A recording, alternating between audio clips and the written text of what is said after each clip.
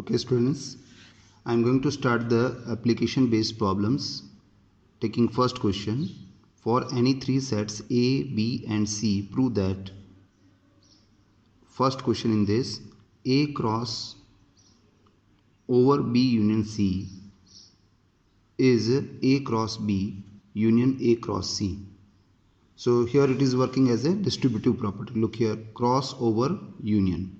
Okay, and in the second question, cross over intersection. So I am taking the first question. Okay, this is the way A cross B union C is equals to this. I am taking first left hand side. Okay, so I am going to consider as a case 1. In case 1, I am taking let one pair x comma y, ordered pair, which belongs to this left hand side, A cross B union C. Okay, now in this, look here students, this is what the first element in the order pair. It should be always belongs to the first set, and second element should be belongs to always second set. Okay, so it can write this way, implies x belongs to A, and this cross sign you can write with the comma. Okay, because here is comma y belongs to B union C. Now further we can write x belongs to A comma y belongs to B union C, means either y belongs to B or belongs to C or belongs to both. So we can write this way, y belongs to B or y belongs to C. This way we can write. Now next, x belongs to A, and this comma is over this bracket, so we can write here comma y belongs to B or x belongs to A comma y belongs to C. And then next, here x belongs to A comma y belongs to B, so comma stands for cross sign, so we can write here x comma y belongs to A cross B, or x comma y belongs to A cross C. Now further it can write this way, or stands for union, so we can write x comma y belongs to A cross B union A cross C. So we started with the left hand side and we reached to the right hand side, but it is only with the particular order pair x comma y.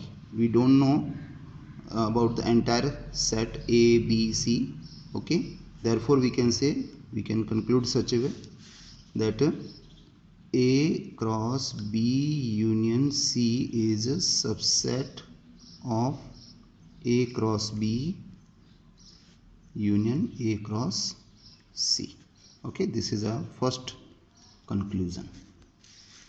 Okay, now I am taking case second. Now I am trying with the right hand side, and in right hand side you know that what is given, A cross B union A cross C. So I am going to consider now again ordered pair, let A comma B, okay, is belongs to A cross B union A cross C. Okay, now as you know that A comma B is the order pair and it is always resultant of the cross product, Cartesian product. So A comma B belongs to A cross B, and or A comma B belongs to A cross C. Further it can write A belongs to A comma B belongs to B, or A belongs to A comma B belongs to C. Okay, now A belongs to A comma and A belongs to A comma is in both brackets, so we can take common. A belongs to A comma is common, and then what is left? B belongs to B or B belongs to C. And now it can express such a way also, A belongs to A comma, because B belongs to B or B belongs to C, so we can write at least B belongs to B union C.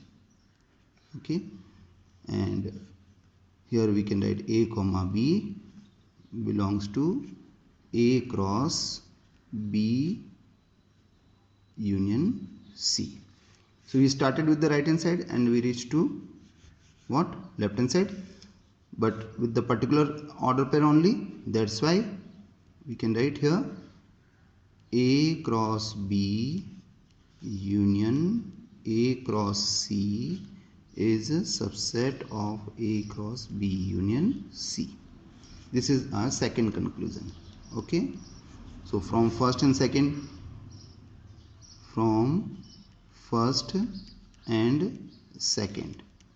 we are able to write A union A cross B union C is equals to A cross B union A cross C. Hence proof. Okay students, so this way we should try the second question also.